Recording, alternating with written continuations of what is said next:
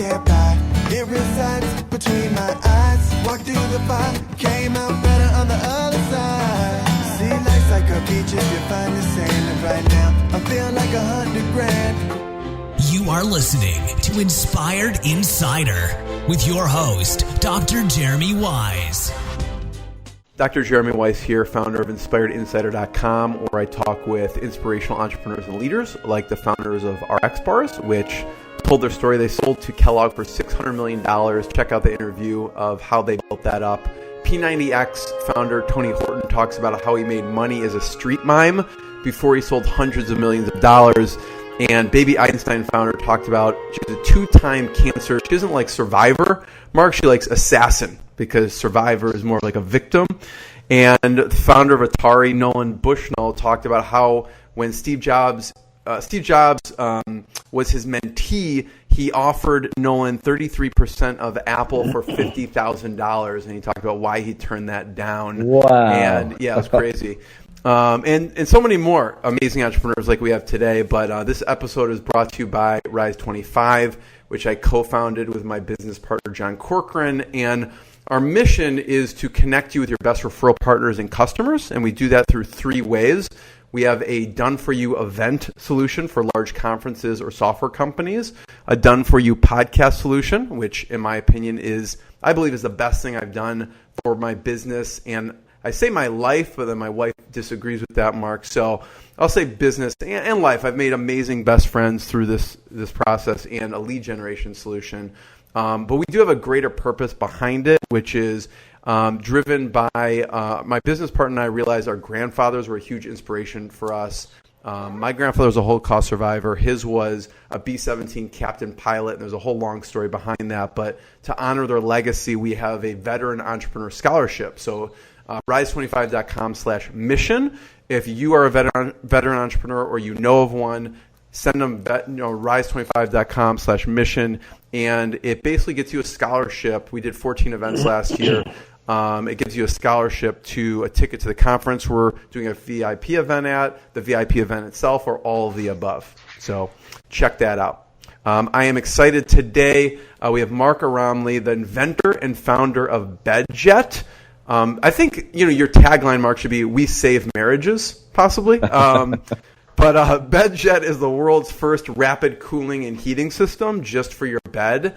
And Mark started his career working on the spacesuit for NASA, and he was responsible for helping engineer elements related to heating and cooling for the interior of the spacesuit. So I guess if you could do that, you can engineer the heating and cooling for a bed. Believe it or not, right? Staying cool is the number one challenge. It is. Okay. In the suit. It's so well insulated, you got to get rid of the heat. I'm sure. His career also included collaboration with BMW on their first zero-emissions hydrogen-powered 7 Series sedan, working with Capstone Turbine Corporation, and even portable power systems for the U.S. Army and Marines. Mark, thanks for joining me. Thanks for having me on the show. I was going to start with, there's so much to cover here, and we will talk about the spacesuit and NASA, but I want to start kind of in a strange place, whereas the video, I love the Harmon brothers video you guys did, and if you haven't seen it, it's entertaining. My kids will ask to watch it over and over. So start with how the video with the Harmon brothers came about. Right. And I had Daniel Harmon. I talked to him several weeks back, and it sparked. I'm like, why have Mark and I not recorded an interview? So right. So they're a talented bunch of guys. They've got a great track record. They've worked on some great brands. We were just looking for a way to tell the story. I mean, the BedJet solves so many mainstream problems, but it's not a category of product that people are even aware of, and that's our biggest challenge as a startup company is awareness of our product category. So, for example, 55% of couples will fight over the bedroom thermostat. That's a real number. I would say it's higher than that, but yeah. We all relate over that, right? Little secret trips to the thermostat when no one's looking. I could detect if she turns it down 1 degree, and I could detect if I turn it up 1 degree. So it's like a sixth sense, right? Yeah, totally. Yeah. So, 80% of menopausal women will go through hot flashes and, freeze their husbands out of the bedroom with AC. So, it really does hit a lot of mainstream sort of sleep comfort issues, but we're looking for a way to tell the story, right? You can tell it with bullet points and some nice product pictures, but I really love what the Harmon guys do. I love being able to tell the story with humor and, relate how we solve problems with humor. And it was perfect. Like the characters they came up with, the devil who likes it hot, a devil, not the devil, who likes it. That was a key part of the scripting. And an ordinary housewife, who just wants it cool. And so it really conveyed the message so well. It has been a tremendous branding and marketing exercise for us. And we were quite pleased with the outcome. How long did it take from beginning to end? Well, those guys are pretty busy. When we talked to them, they were red hot. They were coming off a string of big brand successes, and really they had their pick and choose of clients. They had a lot of folks knocking on their door. A big part of working with an agency like that, where it's the seller's market, not the buyer's market. They're choosing what brands to work with versus hoping business is going to come in. They have to love the product.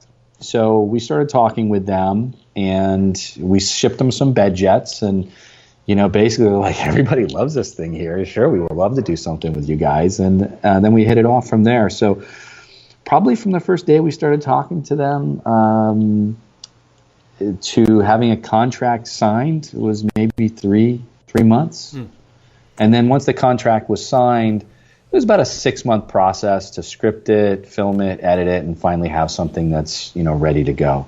Right. So I want to talk about the after effects of the video. I mean, we will talk about.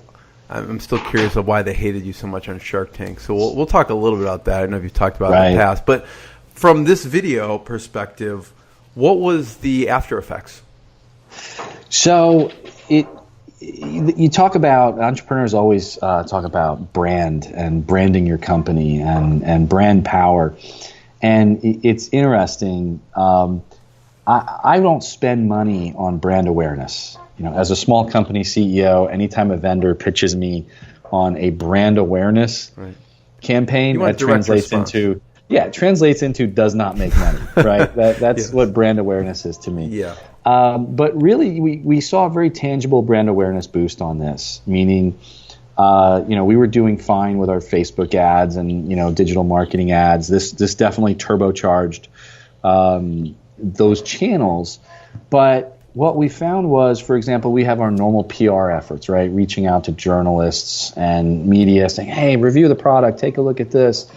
And suddenly we went from nobody really wanting to talk to us, or a few people here and there, so like, oh yeah, I saw the video, I'd love to check that product out. And so it had a cascade effect, not just help us with our direct-to-consumer sales and advertising, but also give us a little bit of brand power for folks who had seen it and sort of, it's funny, it sticks in your head, so that when BedJet came around again in whatever fashion, we just connected better with those folks. So definitely tangible benefits on the PR side, media coverage side. And, I was proud of the piece of work. It was a well-done video. The characters were perfect. People laughed, which we love, right? Turning ordinary marital issues into humor, and hey, the product solves it. And it does. We really are saving marriages. It's not a tagline. Yeah. So I'm going to talk about the after effects of Shark Tank in a second, but common condition, you mentioned a few. What are the most common conditions people purchase the BedJet for that you find? So we have a couple different categories, right? We have the gadget nerds. That's me, right? The folks who love Kickstarter and just new tech, and they've got to be, having the latest thing.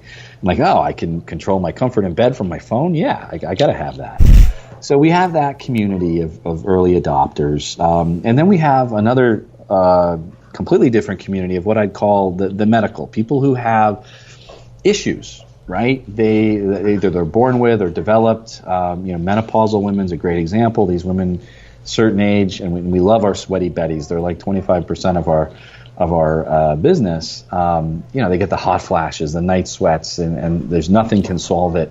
And we just finished a clinical medical study with that demographic, and found that they were getting huge benefits on improved sleep, improved daytime energy, reduced complaints for night sweats and hot flashes. In fact, we found the product was as good as, if not better, than drug therapy for that particular demographic. And you can roll that into other demographics. You have athletes that just have super high metabolisms and they're furnaces at night and their wives can't even sleep next to them.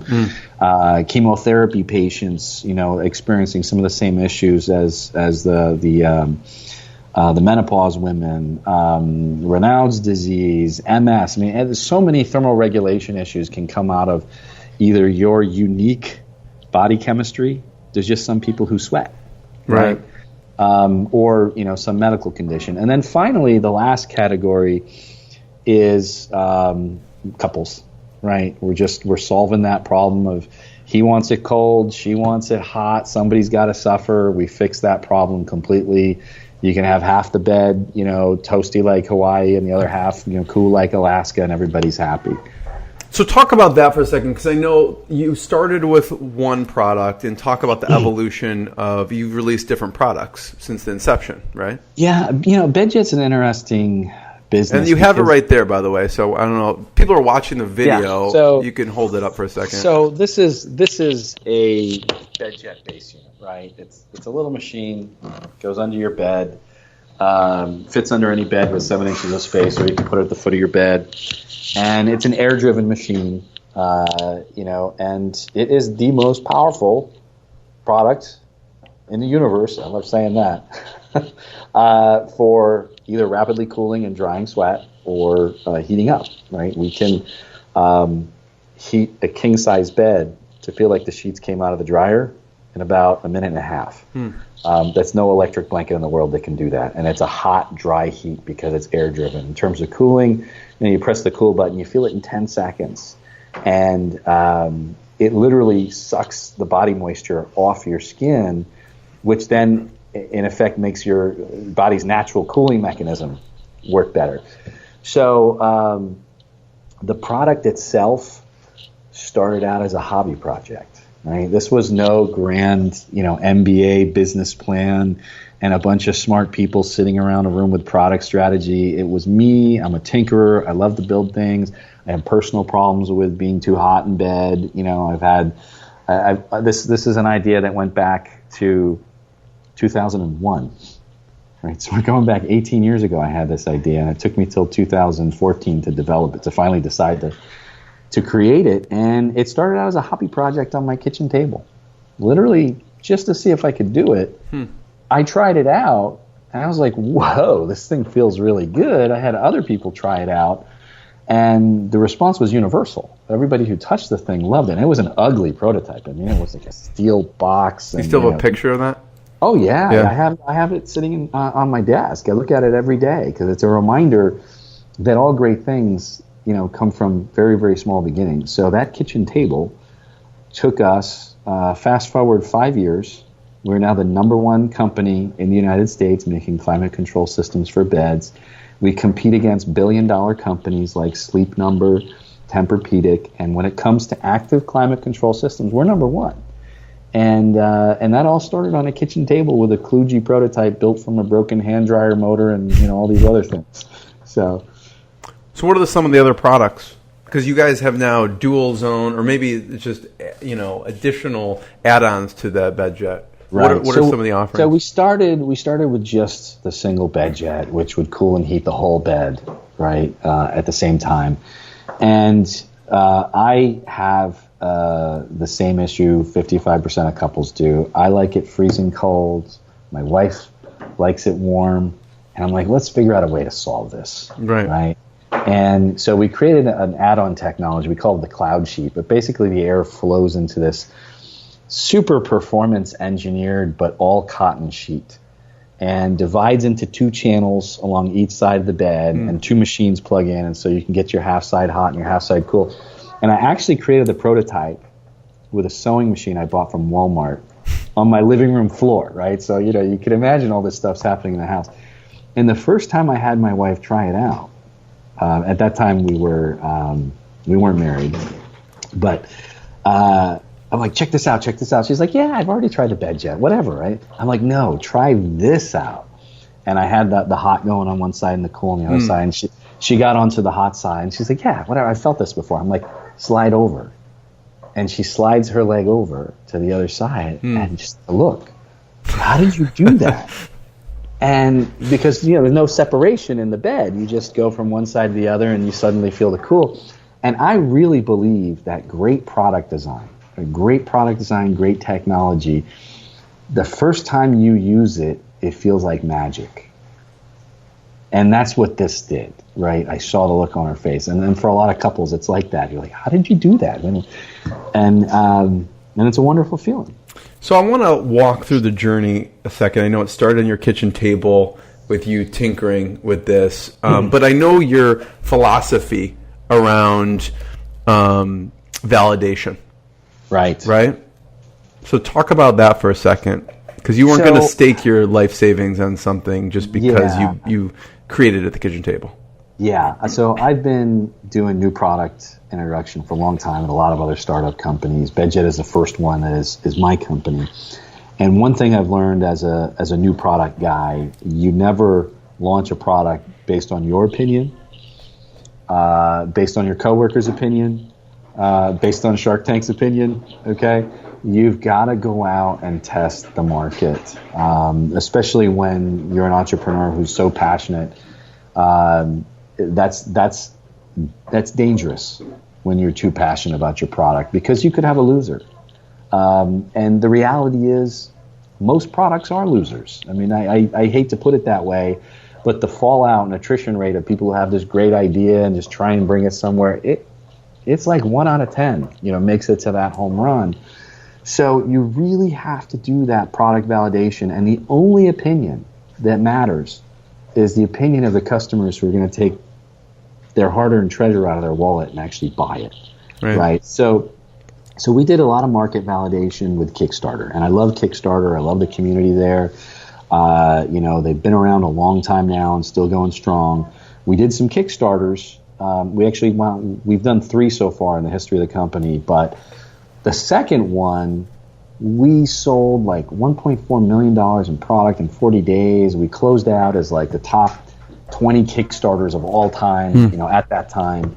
And just wonderful, wonderful dollars and cents market validation. You can't argue with it, right? There's a need. People see a need for it. There's a need. So you do the first Kickstarter, then you do the second Kickstarter. What do you do after that? That second Kickstarter really blew up and was successful. Right. That's what when were some of the ups and challenges around that? The Kickstarters themselves? The second one. So, the first one, I didn't know what I was doing. I had never done a Kickstarter before. I filmed a video myself. It was. I look back at it now and the quality of the production and it looks so amateur and so basic, But it was enough to bring in, I don't know, $50 something thousand, and that wasn't a lot. And certainly wasn't the funding we needed to really get the product to market, but it was a data point that said people want this. The second Kickstarter, we were a less risky product because we had the first version out in the market, and the second Kickstarter was like an evolution. And you really saw the difference. The same product, same concept, same everything, but suddenly there's some product reviews out there. The perceived risk in the Kickstarter community is a little less because we weren't, doing our first whirl. The first Kickstarter, everybody was happy. So really, when you take away the perceived risk in the second round, that's when we saw, wow, there's a huge unmet latent demand for this product. And really, that's when I doubled down on the company and said, this is going to be my career. This is going to be my my gig until I'm dead, and don't want to do gigs anymore. So you knew right then. Well, I knew before then, but I had taken a sort of risk-managed approach into launching BedJet, meaning I didn't quit my day job. And I recommend this to every single entrepreneur out there. There's plenty of people who say, you got to be all in, put everything aside. No, don't do it. Do not do it. Do not give up your cash-paying day job until you prove that this new thing can pay your bills. Because that's where most entrepreneurs fall down. They're in a situation that the company's not profitable. It's not making money. They're not making money. They can't pay their bills. The whole thing comes crashing down. BedJet was a more measured launch. I had my day job. I had an existing consulting business. I kept it going. I weeded out clients and sort of shrunk that as BedJet grew, and finally got to the spot where I'm like, I'm all in. But that was a very risk-measured approach. And could things have gone faster? Had I been all in? Yeah. But I also could have gone bankrupt and not been able to pay my mortgage. So those are big things that I think are responsible for the crash of more startups than anything else. Is the entrepreneur not being able to pay their bills to keep the whole thing going long enough. Yeah, and you said you calculated it so that you were able to pay the bills. And at what point did mortgaging houses come into play? So that was just to get going. And that leads into Shark Tank. Okay. Right. So I went to Shark Tank. We were not in production yet. We had prototypes. The prototypes looked just like the real thing. They acted like the real thing, but we hadn't actually built or sold any other than the first Kickstarter. And actually, we had some intent level pre-orders from a Australian company that were quite interesting. So Shark Tank was between Kickstarter 1 and 2? Is that where it falls in the timeline? Yes. Gotcha. Shark Tank was before we shipped the product. So nobody had a BedJet. We had no recognized revenue. Yeah. So they hated me. Well, they hated back my up product. for a second, Mark, because I think there were tens of thousands of people who applied for Shark Tank, and you were one of 20 or something like that. So right? The numbers are 40,000 people apply. 40,000. They fly out 200 to Los Angeles, and of that 200, around 120 to 150 will actually be on air. Why did they choose you? What's interesting? I didn't even apply for the show. You didn't? So I'm a very unusual Shark Tank case. Most people apply to the show. They go to casting calls. There's so many gates that cut you down to that last pool of 200 people. And they called me. I never even watched the show. I'd never even seen a single episode. Why did they I've call heard you? of it. The Kickstarter. So there's another benefit of Kickstarter. It was very visible. A lot of press looks for new things to cover, new gadgets and stuff on Kickstarter. So one of their producers reached out to me and said, hey, this thing looks kind of neat. Why don't you apply to the show? And I'm like, I don't know. I've never watched it. Let me watch a couple.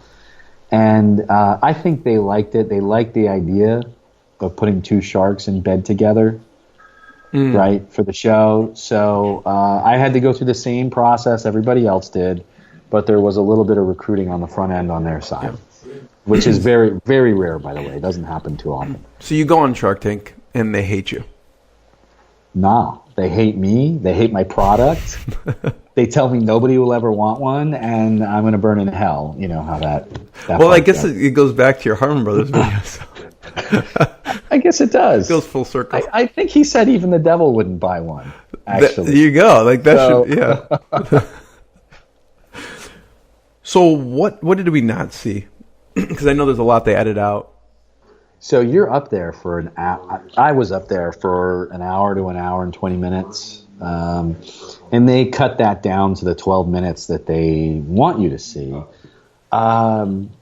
It was a great experience. The whole process of going through the casting, arriving in Los Angeles, dealing with the production crew. Everybody there is really nice, really pleasant. They're rooting for you, but I can't tell you that my conversation with the sharks was like a legitimate investor conversation. There were elements of it that just didn't make sense. They'd ask a question, and then I'd answer it, and then someone would say, well, you didn't answer the question. I'm like, I did. And so there was part of me that felt like this is TV.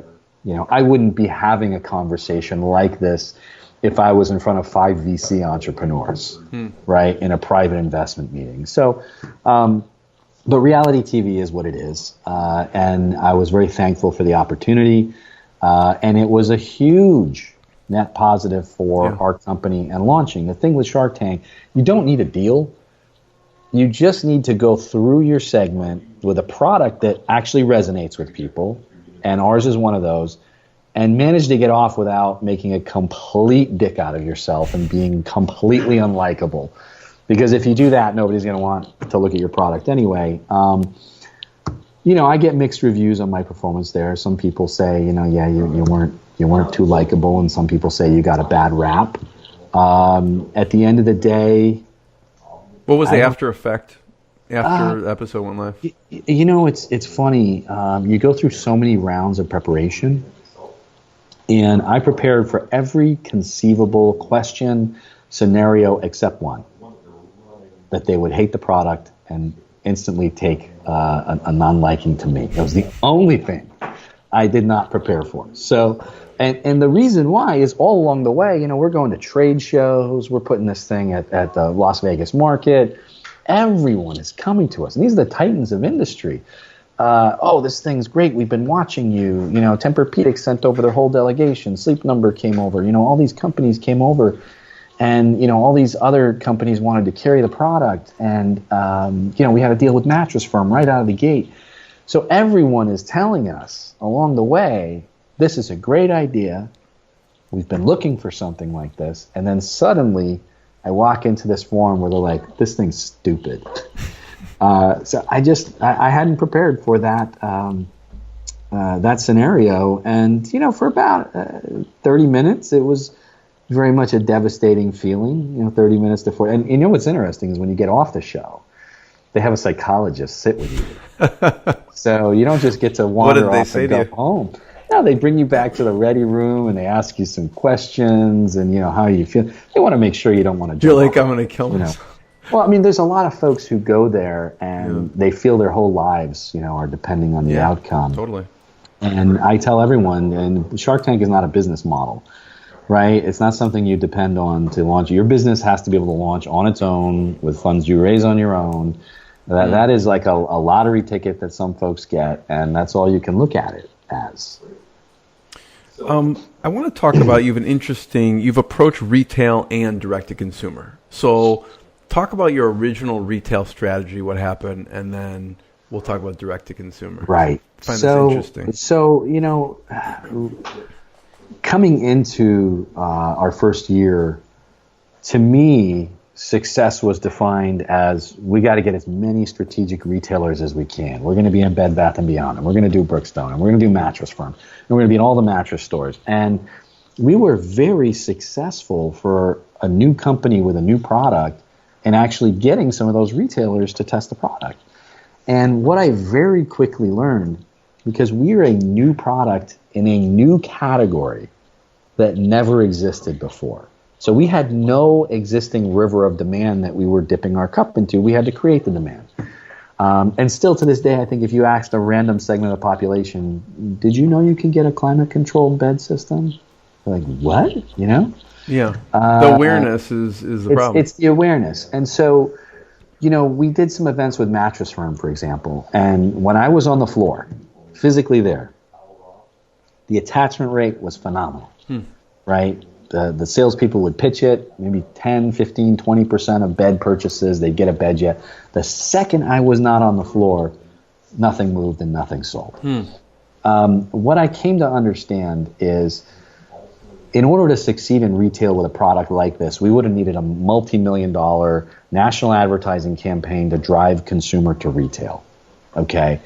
And, we're trying to figure out how to do that. And meanwhile, the direct-to-consumer sales are just taking off. Yeah. And they were the bread and butter of the company for the first few years. So we did a parallel path, direct-to-consumer and retail. And about 2 years in, I said, you know what? Why am I going to spend multiple millions of dollars to build the brand of these retailers who are making more money per sale than I am, by the way, because their gross margins are astronomical, versus spend that money on building our own brand build consumer awareness of the market segment, and then go back to retail when people are looking for us there. And so, best strategy decision I ever made. We fired all our retailers. We actually said, Mattress Firm, no thanks. Bed Bath & Beyond, no thanks. Was that a tough decision at the time or no? No, the data was overwhelming. It was. It was like, here we are moving slow as molasses on the retail side, and on the direct-to-consumer side, like, we're not doing anything and it's taking off on its own. So, at that stage of the company, we were paycheck to paycheck and, month to month. I mean, everything was about cash flow. So I was chasing the cash flow, and that's where it was coming from. Best decision I ever made. Took a lot of overhead out of the company, dealing with retailers like Bed Bath & Beyond and Mattress Firm. There's all this administrative stuff, so many layers of satisfying their requirements, that taking all that away and just saying, hey, BedJet.com, that's all we're going to worry about for the next year, really simplified things for us and gave us control of the brand, gave us control of the consumer's experience post-purchase. And it's allowed us now, we're going to be introducing another product later this year, which is super secret and going to be just as big and innovative as BedJet. Now we have, this massive list of BedJet owners, right? I own their emails. I own their information. They're in our ecosystem. And, that allows us to funnel new innovations to this group of people who already love us, love our product, love our company, versus had I done all this in retail, how do I know who bought my product at Bed Bath? Yeah, you don't own the customer at that point. You don't own the customer. Yeah, it sounds like an 80-20 scenario where it's like you were spending 80% of your time with this infrastructural logistical stuff and it wasn't producing the sales, like the... Yeah, we were selling, but just it wasn't exciting, and the margins weren't as good as direct-to-consumer. And at the end of the day, you just got to evaluate what the data is telling you and make a smart decision. The data was telling us retail was not the right way to go. Mark, when you shifted to direct-to-consumer, what were some of the things that did work? What channels did you then explore or go on? So, the obvious places, Amazon, and Amazon is kind of a necessary evil in the world of direct-to-consumer e-commerce. If you ask me as a consumer, where do I buy all my stuff? Amazon, right? If you ask me as a vendor and a merchant, what do I think about Amazon? I think they're a terrible company to work with. They're terrible to their merchants. Do you do FBA or? We do FBA. You do FBA. It's kind of a necessary evil. You have to be there. The company Amazon is so pro-consumer that what they lay down on the merchants is so heavy-handed. Is the best word I would use. But you have to be there. Right, so that was a logical place, and in fact, one thing I would caution entrepreneurs about when you're first starting. Our first year we probably did 50% of our sales on Amazon. We didn't know what the heck we were doing with e-commerce, right? We just put up a cheap $2,000 website, put it on Amazon, crossed our fingers, and boom, people were buying. We're much more sophisticated now, and we understand the landscape and how to get to consumers now. That first year, Amazon was 50% of our sales. It's a very easy place to get started, but I caution every entrepreneur out there, use it as a first place to get to the market really cheap and really easy.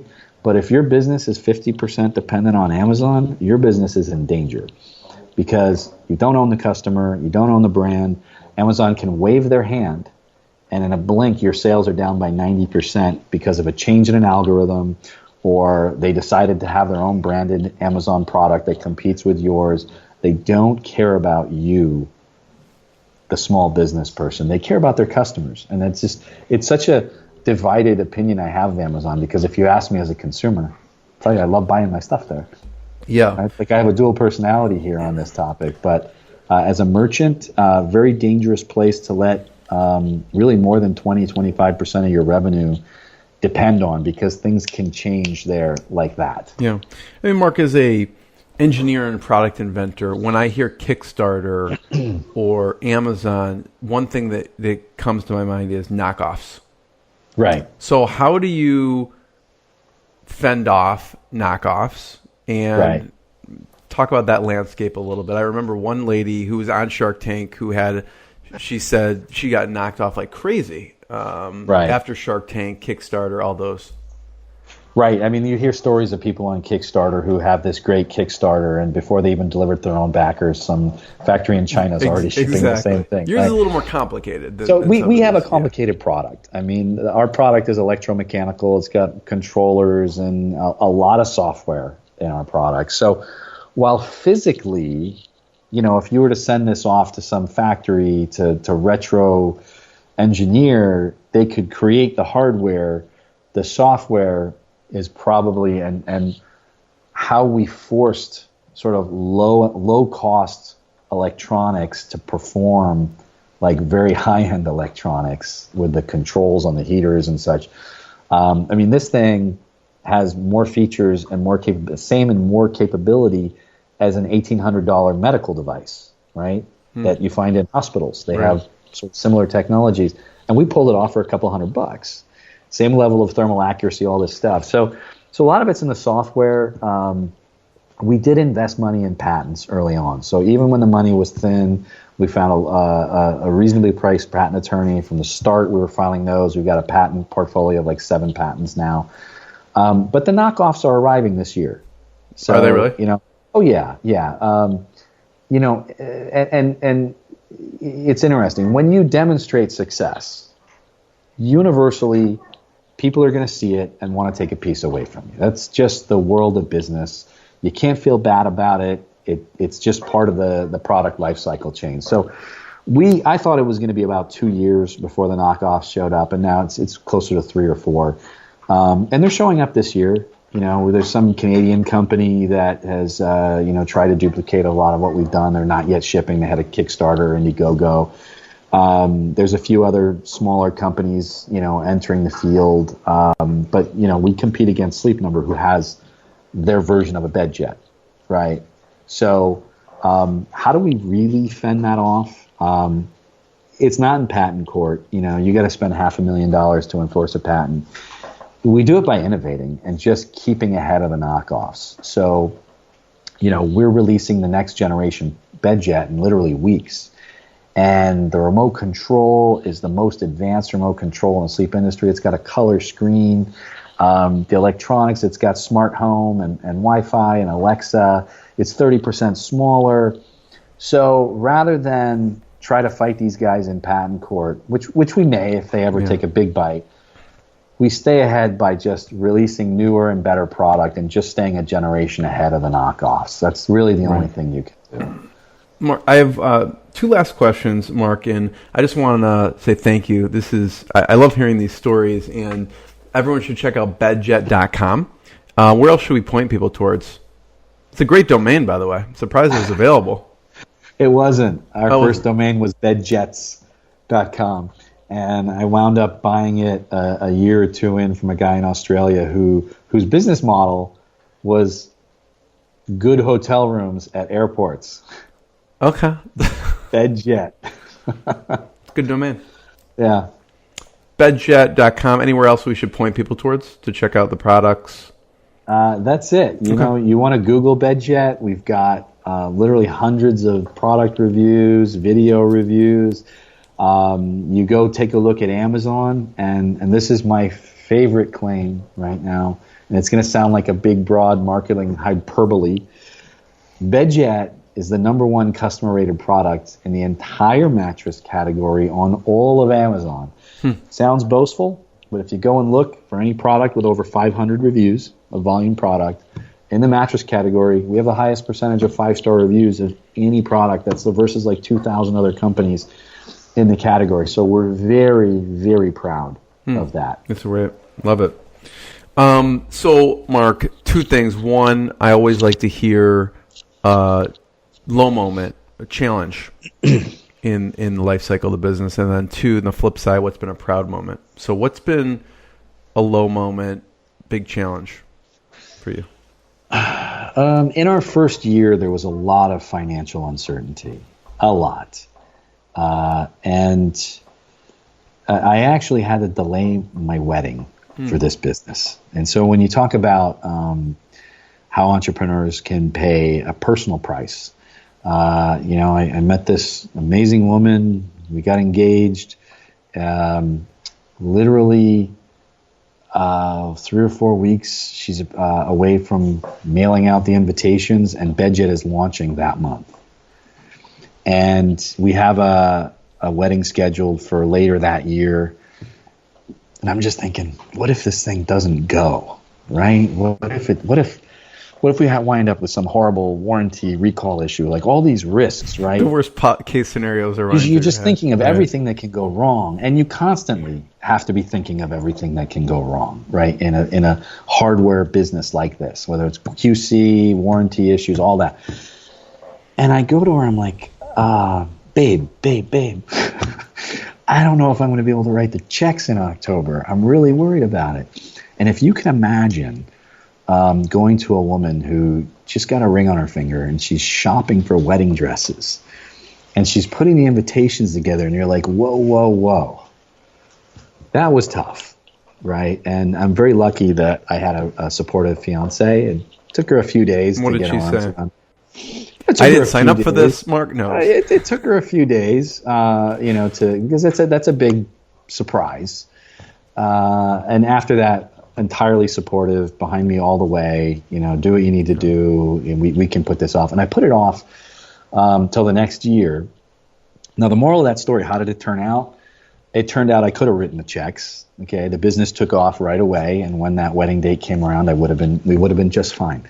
But what I did for her the next year was give her a much nicer wedding than we would have had, out of thankfulness, that she was patient and waited, and supported me on it. So on the flip side, proud moments. What's been a really proud moment for you? When we got written up by CNBC and Kiplinger's as one of the top 5 or top 10 most successful fails in the history of Shark Tank. So that definitely made me feel really, really good. Yeah. Love it. Everyone should check it out. BedJet.com. Thank you, Mark. And they're saving marriages one marriage at a time. And, more importantly, menopause, chemotherapy, and all the conditions that really have issues with, the body regulation. Sleep temperature. So thank you for what you do. Really appreciate it, Mark. It's my pleasure. Thanks for having me on.